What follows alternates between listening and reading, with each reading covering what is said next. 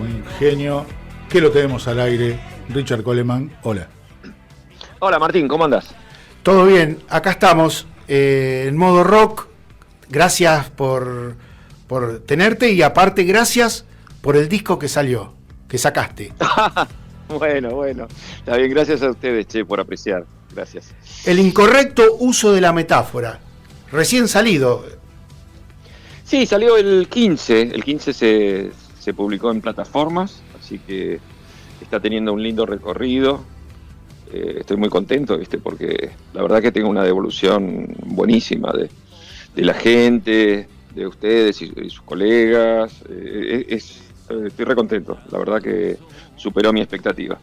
Lo que pasa que haciendo una crítica así de lo que es los discos hoy en día, en este caso es una cosa que no tiene parangón, tu música. O sea, te metiste de los 80 para acá y juntaste toda la música tuya en un solo disco. Parece que sucedió eso, ¿viste? Ni que lo hubiera pensado. ¿Está todo planeado? Sí. ¿O no? Sí, seguro. ¿Cómo va a estar planeado? O sea, hay una idea, un concepto primario, principal, ¿viste? Hay una búsqueda sonora también que es la que me cautiva cuando arranco a componer el disco, pero en realidad, ¿viste? En este caso lo que ha pasado es que las influencias y mi propia carrera se hicieron una buena mezcla, ¿viste? Hicieron un buen balance. Entonces aparece esto que de alguna manera, porque sos el segundo que me lo dice esto, lo de los años y la carrera en un solo disco. Un amigo mío me lo dijo también, como que en Salimos Caminando metí todos los 80, los 90 y los 2000 en un solo tema. Y la verdad que está bien, está buenísimo que pase eso, es lo que tiene que pasar en realidad, ¿no? Tendría que ser así. Sí, y no solamente eso, sino que no hay... Cuando empezamos el programa que te felicité es porque no hay discos que salgan así, con producción, con guitarras, con bajos, de la forma que lo sacaron, ¿no? El tema, Salimos Caminando, tiene una línea de bajo que vos decís, chau, esto no lo escucho nunca, actualmente, ¿no? Claro, y sí, qué sé yo, ¿qué te puedo decir? Te agradezco, ¿viste? Hay un punto en el cual ya no puedo seguir hablando así de lo bueno que está. O sea, estoy súper contento, te digo, porque la verdad es que empezar a trabajar en este disco, hace un año que lo empecé mejor dicho, hace un año lo terminé de componer. Lo empecé a componer en febrero del 24 y para mayo ya tenía todos los temas. Fue así como hecho con urgencia, por un lado, y cuando lo pensé, cuando lo proyecté al disco y empezaron a salir los temas, digo, bueno, no me voy a privar de nada, no voy a controlar tanto la dirección, voy a dejar que fluya y voy a respetar lo que va saliendo, ¿viste? Y obviamente hay una autocrítica y hay una elaboración, ¿no? Pero me puse un par de pautas, ¿viste? Que me ayudaron a llegar a este resultado. Por ejemplo, tanto con el sonido como con las letras, ¿no? Entonces, llegó a un feliz resultado. Y decime, Richard, acá recién Martín nos dijo Salimos Caminando, pero junto... Vos no sos Martín, perdón. No, recién te habló Martín, ahora te habla Leo. ¿Sí? Hola, Leo. ¿Cómo andás, Richard? Bueno, recién Martín te decía del tema, te hacía mención Salimos Caminando, pero también como Antes y Eternidad, tuviste la oportunidad de grabar con uno de tus ídolos, ¿no? Porque sí, de Roxy Music, ¿cómo fue eso? Y la verdad que eso es algo para destacar, ¿no? El aporte, la colaboración de Phil Manzanera en estas 3 canciones fue algo que, qué sé yo, cómo contarte, porque esta mañana escuché una versión de la historia que no es para nada correcta, como que Brian Eno me presentó a Manzanera, ¿viste? Ah. Quedé como que era amigo de todos, ¿viste? Sí. Y nada que ver. Nada o que sea, claro. claro, no, todo con respeto, ¿viste? O sea, sí lo conocí a Brian Eno, me lo presentaron a través de unos amigos, tuve una tarde de charla con él, pero lo de Manzanera fue otra cosa. Manzanera fue él, no precisamente él. A ver, déjame rearmar la historia. Phil Manzanera fue invitado por Cultura, por el CCK, a hacer una presentación en el año 2017. Tal cual. La presentación constaba de una serie de temas de su repertorio, con la participación de varios artistas, cantantes, invitados. ¿Ok? Sí. Entonces, él vino con 2 miembros de su banda, como para establecer un poquito la base del proyecto, y la banda la terminaron de armar acá, dirigida por Fernando Kabusaki. Estaba Samalea, Matías Mango, Paul Dursch, o sea, un bandón. Sí, sí. Entonces vi un posteo de Kabusaki, con su guitarrita, sus pedales, que decía todo listo para Phil Manzanera. Y entonces le escribí inmediatamente: ¿cómo? ¿Viene Phil Manzanera? ¿Cuándo? ¿O estuvo? Contame algo, porque yo no sabía nada. Y me dice, no, el show es este viernes, necesitamos un cantante, ¿querés venir a cantar? Claro, Oh. sí.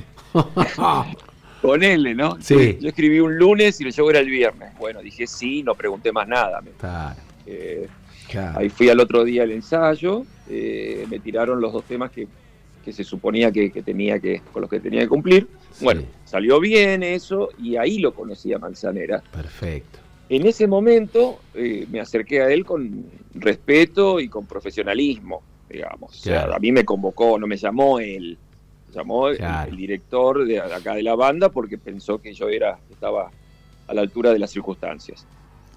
Después del show, o sea, el artista estaba súper contento, me presentó súper bien, tuvimos unas palabras de afecto y satisfacción por lo que había pasado. Y meses después, tuve la suerte de hacer un viaje a Londres, en otra circunstancia, Sí. y ahí le pedí al guitarrista de Manzanera, que había venido, si me podía pasar el contacto, un mail o algo, porque yo tenía ganas de visitarlo, y ahí charlar y ahí mandar toda la...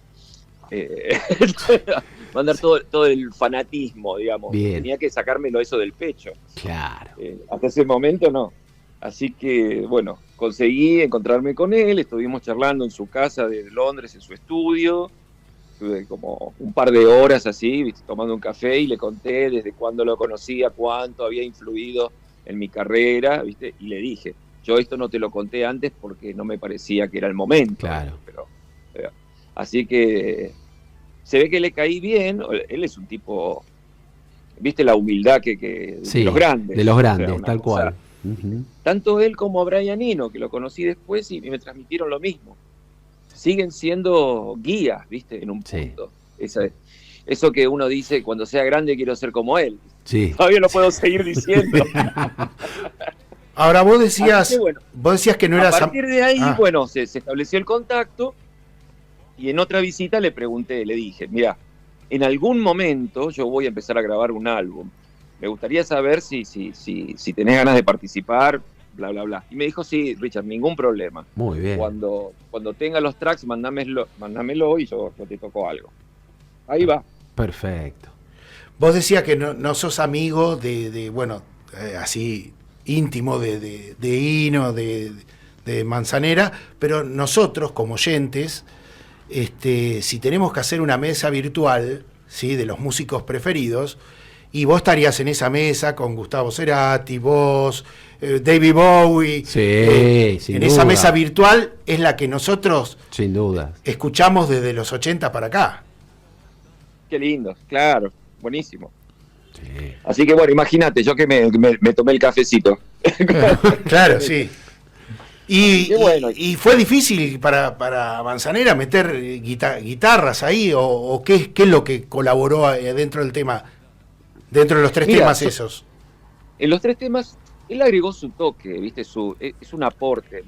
que le da mucho carácter a las canciones. Es un track de guitarra en cada tema, que no te puedo, o sea, no te lo puedo señalar así. Claro, no, sí, sí. Pero era algo completamente inesperado. Estuvo buenísimo porque obviamente que yo no le iba a dirigir la colaboración, sino que le mandé 3 tracks para que ya estaban bastante producidos y cargados de guitarra. Creo que algunos hasta era demo directamente. Claro. Estaban en proceso de elaboración todavía los temas.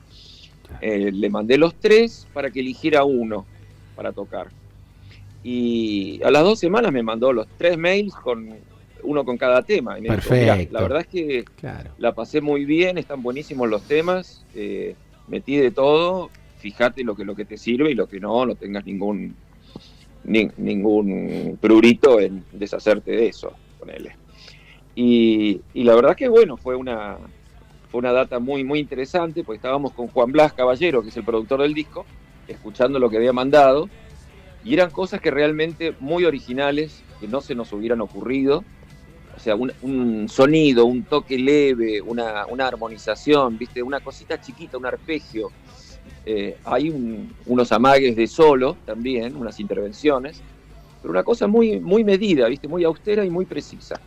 Y buenísimo. La verdad que, o sea, no es que le falten guitarras a los temas, ya se los mandé como con 7 guitarras. Claro, sí, sí. A ver si encontrás lugar, ¿viste? Mete algo.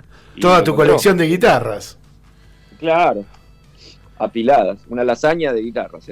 Richard, siguiendo con perdón, Rafa habla, ¿qué tal? Hola, Rafa. Con el análisis de esta nueva producción, a mi entender, así oyéndolo, me parece que son las letras más oscuras, hablando como un exponente del dark en estas tierras, por excelencia, son letras más oscuras que nunca, me dio la sensación. ¿Puede ser que te inspiró eso? Puede ser. Yo creo que hay algo que tiene de diferente con otros trabajos míos, es que de cualquier manera son oscuras. No pierden el humor, ¿viste? Que eso para mí es importante, y son bastante más directas de lo que acostumbro. Digamos, como que las palabras están usadas correctamente. Como dice el No es incorrecto. No es incorrecto. Claro, no le di mucha vuelta. Había cosas que había que decirlas de una manera y las mandé así, sin tanta decoración. Y obviamente hay un espacio para la poesía y para la metáfora todo el tiempo. Pero de entrada, mi proyecto era hacer un disco oscuro, realmente. Era lo que yo estaba buscando. Y salió. Y salió, ¿viste? Salió así, ¿eh? Conozco gente que no escucha, no es de muy escuchar rock argentino, rock en castellano, y quedó fascinada con este tipo de producción y con las letras especialmente. Sí, las letras hablan todo. El secreto de la oscuridad es escribir a la mañana, ¿viste? Claro, sí. Habla mucho de diablos, de infiernos, de eternidad, de lugares de fantasmas. Sí. Bueno, ese fue, por eso te decía que no me privé de nada, digamos, como cuando planteé, digamos, el universo de las, digamos, de los protagonistas de las letras, digamos, ahí fue que dije directamente, no le voy a dar vueltas, o sea, voy a meter diablos, zonas oscuras, fantasmas, cosas que en realidad, en vez de es la oscuridad del romanticismo. Claro, ¿Me explico? O sea, y también con el cliché. Cuando empecé a escribir, hay una casa embrujada, ¿viste? Son cosas que tienen que ver un poco con... Un poco me inspiró un libro que estaba leyendo ese verano, que se llama Los Elementales, que es de Michael McDowell, que es uno de los guionistas de Tim Burton, y que es un libro que está muy bien escrito, muy lindo y rápido de leer, que es muy perturbador, pero en una cosa bastante cotidiana, ¿viste? Está muy bien escrito, o sea, te lleva, te envuelve y te lleva. Y realmente, cuando empecé a trabajar en la composición, me guió un poco, digamos, la lectura, la sensación que me había dejado esa lectura. Es como que las cosas por su nombre, ¿viste? Si algo te mete miedo, no darle vueltas y buscarle una, digamos, o sea, primero, a ver, ¿cómo decírtelo? Primero te nombro el diablo y después te explico. Claro, sí. Como, y después fíjate lo que te parece a vos y qué te simboliza a vos, pero me pareció que era lo correcto, digamos, como partir de un universo así de un poco más sombrío. ¿Y la tapa tiene algún detalle como del disco de Fricción para terminar? ¿Eso, las rosas medias marchitas o no? ¿O me parece a mí? Son cardos, boludo. No, bueno, pero si no, ¿salió físico? No, todavía no. Bueno, pero, ¿sabés que en Spotify lo veo chiquitito? Se ve chiquitito. ¿Pero va a salir físico? Sí, está el proyecto, Muy bien. no lo tengo 100% confirmado, pero ¿Y en vinilo? estamos trabajando en eso. Claro, Lo queremos en por vinilo. eso la tapa también nos Decime, permitimos Richard, hacer una obra tan compleja. Y en el playlist hay una canción, Entre Sábanas, ¿no? Que viene de Consumación-Consumo. ¿Cómo fue volver a hacer una canción del año 86, 87 a ahora? ¿Cómo fue ese? Es del proceso? 85. 85, ahí está. Sí, imagínate, 40 años después. Mirá, son un par de factores que son reales. Hay un par de factores que son reales. Primero, el proyecto era hacer un disco, para mí, que tenía que tener más de 36 minutos y menos de 40. O sea, quería tener la duración de un vinilo, Ajá. pero, o sea, por si llegaba a poder editarlo en vinilo, pero además porque considero que eso el foco de atención, o sea, es el tiempo en el cual uno puede mantener el foco de atención en un disco, si le gusta y si le interesa, obviamente, Sí, ¿no? Que podés estar frente al equipo o con los auriculares puestos o en el auto, pero es el tiempo del viaje de un disco. Para mí es ese, ¿viste? No, si es más largo ya pueden pasar varias cosas, o que te distraigas, o que metas un tema de relleno, ¿viste? Para llegar. Hay muchas variables ahí. Cuando yo me planteé el disco, dije, bueno, voy a componer, además me metí una presión, dije, voy a componer 8 temas y cuando tenga 8 temas ya voy a tener el disco. Perfecto. Eso me dije en febrero, ponele. Y mi objetivo era tenerlo listo en mayo, la composición y la preproducción. Sí. O sea, me puse ahí digamos, una presión bastante real, porque, bueno, yo no aflojo, si me meto esa presión, ese es el objetivo, ¿no? Cuando estaba ya más o menos, había avanzado la producción, que hubo un poco de edición, hubo unas subidas de tempo, hubo unas alteraciones en las canciones, claro, me quedó de 36 minutos. Y me parecía que era poco, que ahí ya era un maxi extendido, que me tenía que esforzar un poco más. Sí. Por otro lado, si me ponía a componer más, o sea, porque componer es un viaje, viste, bastante complejo. No es me siento, compongo un tema más y lo sumo. Estaba trabajando con un concepto, ¿no? Tal cual. Y me parecía que si me ponía a trabajar en un tema nuevo, no me pareció adecuado. Me iba a salir de la película que ya tenía armada. Claro, eso por un lado. Y entonces, pasa que Entre Sábanas, yo se lo había agregado al repertorio del Transiberian, de mi banda eléctrica, a fines del 22. Después, Entre Sábanas es una canción que desde el 89 no se volvió a tocar en vivo, con ningún formato eléctrico. Mirá. Y Entre Nosotros, que somos nosotros 4 que estamos hablando, a mí no me había conformado la versión que quedó de Fricción. El tema daba para más, pero bueno, en ese momento, con la presión del momento y la inexperiencia más que nada, la versión que quedó en el disco, pensá que fue mi primera producción. Claro, es el primer disco, Consumación-Consumo. Claro, mi primer disco y mi primer producción. Entonces en un punto me tuve que soltarlo en ese momento el tema, y siempre que lo escuchaba me decía, ay, me faltó. Mirá.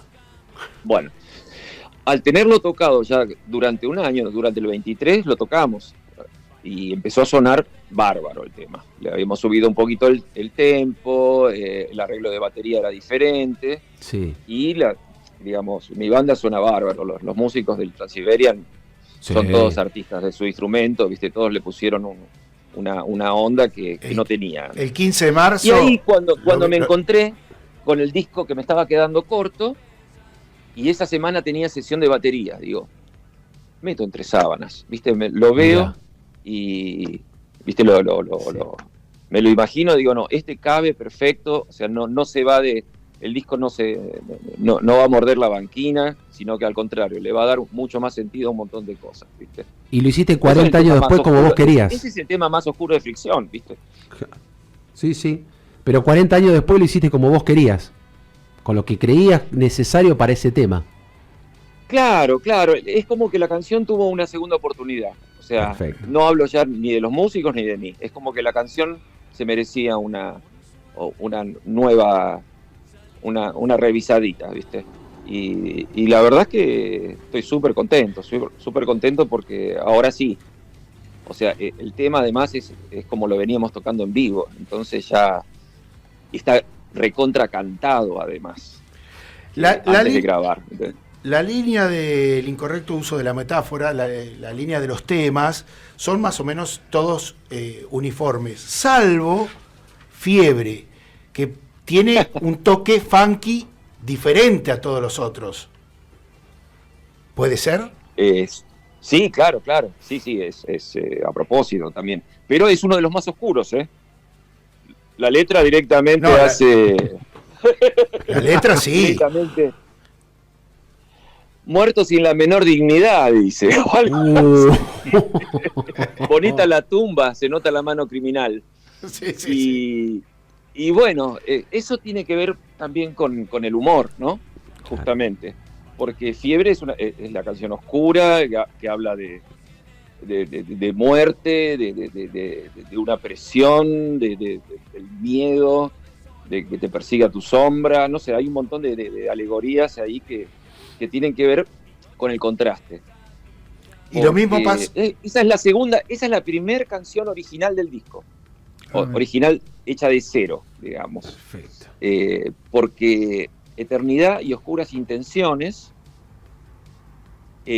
tenían un demo previo de la época de la pandemia, pero sin letra, ¿no? Digamos, la estructura musical nada más.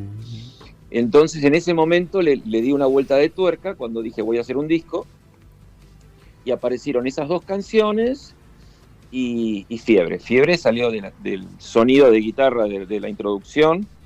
Eso me llevó al tema, digamos. Ese audio y el riff de bajo, que son los que llevan el tema. Y tiene colaboración también ese tema, ¿no? Fiebre, claro, esa es una intervención, tiene una intervención de Ale Sergi, que fue buenísimo. Cuando tenía el material prácticamente redondeado, ¿no? Como con la preproducción, y ya había hablado con Juan Blas Caballero, con el productor del proyecto del disco, le comento mi idea de agarrar una de las canciones e intervenirla, no quedarme conforme con mi visión del tema, sino que necesitaba que alguien de afuera me moviera un poco el tablero, a ver qué pasaba. Un experimento artístico, digamos, que a veces son cosas que uno hace por intuición, digamos, ¿no? Claro. Sin saber muy bien por qué.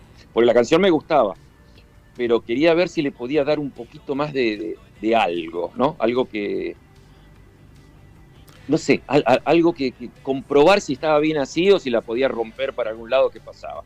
Así que lo invité a Ale a pasar una tarde en el estudio con nosotros, estábamos los tres, le mostré la canción y le conté lo que esperaba. Era como que me tira la mano directamente, claro, editando o por ahí modificando la melodía, ¿viste? Fue como un brainstorming sobre el tema. Claro. Y la verdad que fue bárbaro, pasamos toda la tarde, nos divertimos con la letra, cambiando la estructura para un lado, después no, que quedó demasiado corto, no, que quedó demasiado pop, no, que quedó muy oscuro. Claro, sí, un debate ahí. Claro, un debate sobre con las manos en la masa. Y finalmente, bueno, esta fue la versión definitiva, que tiene un poco de todo. La verdad que estuvo muy bien. No perdió el espíritu original para nada. Y la intervención de Ale fue muy precisa porque le agregó una resolución a la melodía del estribillo que no la tenía y que realmente es lo más importante que hizo. Fue como metió la mano ahí en la melodía y con una claridad impecable. Para nosotros, Oscuras Intenciones es el tema que más se destaca en el estilo de tu carrera discográfica. Nos gusta mucho, pero a mí me gusta mucho Residencia. Ese tema es muy bueno. Qué bueno, gracias. Son los dos favoritos, así fuera de los singles. Oscuras Intenciones y Residencia, sí son bastante demoníacos los dos, ¿no? Claro, sí, son lo mejor que he escuchado en los últimos tiempos. Y no es porque estés acá al aire ni por otra cosa, sino porque nosotros mamamos esa música. De hecho, como nota de color, este programa tiene algo que ver con la última presentación de Coleman en La Plata, porque fue la primera vez que estuvimos nosotros tres juntos. Sí. Los del programa. El 15 de marzo. ¿Fueron a Ciudad de Gatos? Sí, exactamente. En Ciudad de Gatos nació este programa. Estuvimos los tres juntos, así es. Hermoso show. Qué lindo, sí, fue muy lindo show, la verdad que sí. Sí, la pasamos muy bien.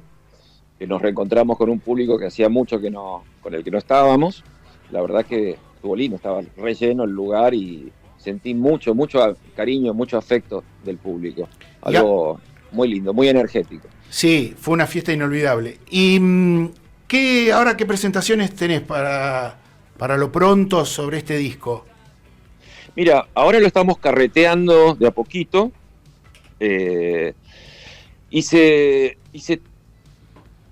un ciclo recién que terminé anoche de ensayos abiertos, o sea, ensayando las versiones del disco con público, un experimento que salió muy bien realmente. O sea, estamos bajando el disco a la tierra, ¿no? Digamos, a lo que se puede tocar.